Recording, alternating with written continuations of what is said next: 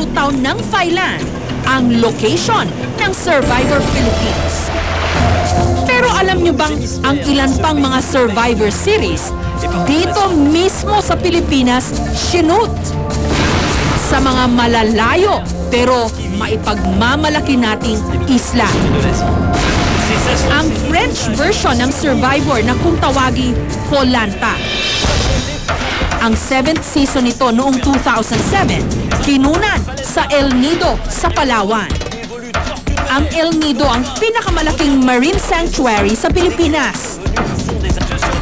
Sa 45 isla nito, ang Siam ginawang location para sa Koh-Lanta. Isa sa mga ito ang Helicopter Island. At sa nasabing isla, may mga natira pa raw na mga castaway.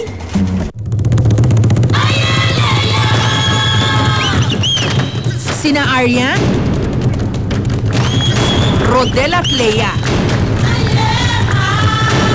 Sila raw ang mga tester o yung mga sumubok sa mga ginawang games na mga castaway ng Survivor France. Kumbaga, ginagawa muna namin. Bali kung ganon kadelikado din, kinakat nila yon, iniiba nila. No! Puro unahan at takbuhan daw ang sinubukan nilang games.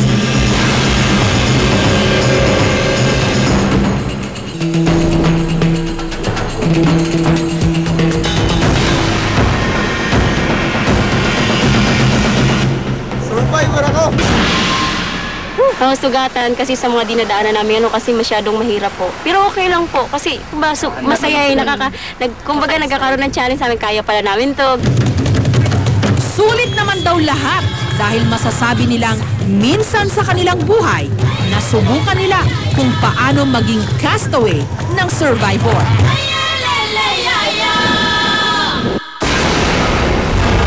Ang karpinterong si Mang Carding, siya naman ang nanguna sa paggawa ng mga props na ginamit sa shoot. Pero ang pinaka hindi malilimutan ni Mang Carding, ang paggawa niya ng 500 pirasong torch. Yung mga torch, normal yan ang ginagawa namin dito sa kahit sa resort pa ako nagtrabaho. Kaya nung dumating yung shooting, nagustuhan nila yung magawa ng torch na native na gano'n. Kaya mas yun ang gusto nang gawin. Kasi nagbili sila ng mga artificial torch, yung ginagamitan ng floor wax, yung may tila, tapos tatali dun sa kahoy. Pero tila nabitin ang mga Pranses sa natural na ganda ng ating bansa. Dahil matapos ang shoot nila sa El Nido sa Palawan, sa Caramoan sa Camarines Sur sila sunod na pumunta para sa 8th season ng Survivor France. Dati nag-scout sila, nagustuhan nila to. Sabi nila, iba-ibang games, iba-ibang klaseng isla, iba-ibang klaseng activities ang pwede nating gawin. Sa malawak na bukiring ito, ibinaba noon ang mga castaway bago sila makarating at manirahan sa isla sa loob ng 39 days.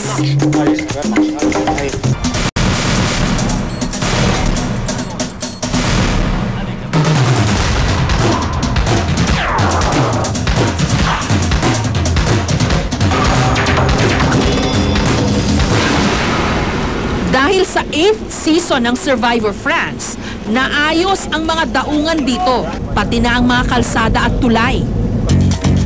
Ang Gota Village Resort, naging pansamantalang opisina at tirahan ng mga staff at crew ng Survivor France.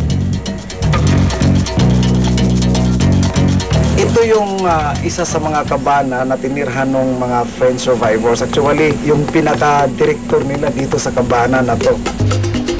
At ang mga empleyado nila rito, mga dati ring tumulong sa produksyon ng Survivor France.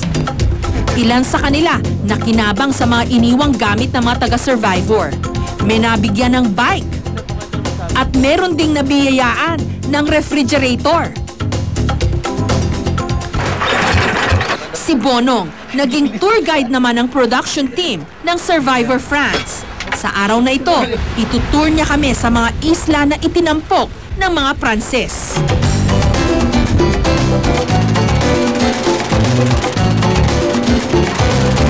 Andito po tayo ngayon sa Tayak Beach, na kung saan ito po ay isa sa mga ginamit ng Survivor series. Dito po yung mission camp, tapos dito naman po ang camp ng mga karbarista. Mas maraming tao yung nabigyan ng trabaho. Dahil po nagkasabay-sabay yung mga friends kumuha ng mga labor. Marami siyang mga halos 100 na taong labor ang kinuha. Bukod sa Tayak Island, isinama niya rin kami sa Lahus Island at maging sa Matukad Island. Ang view from the top talaga namang nakakabighani. Malinaw na tubig, magaganda at pinagpalang mga isla. Ilan lamang ito sa mga maipagmamalaki ng El Nido sa Palawan at Caramoan sa Camarines Sur.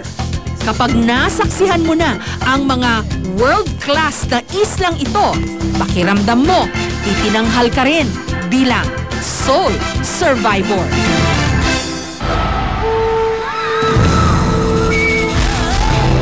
Nito ngang Lunes, nagsimula ng umere sa Pilipinas ang Survivor Philippines.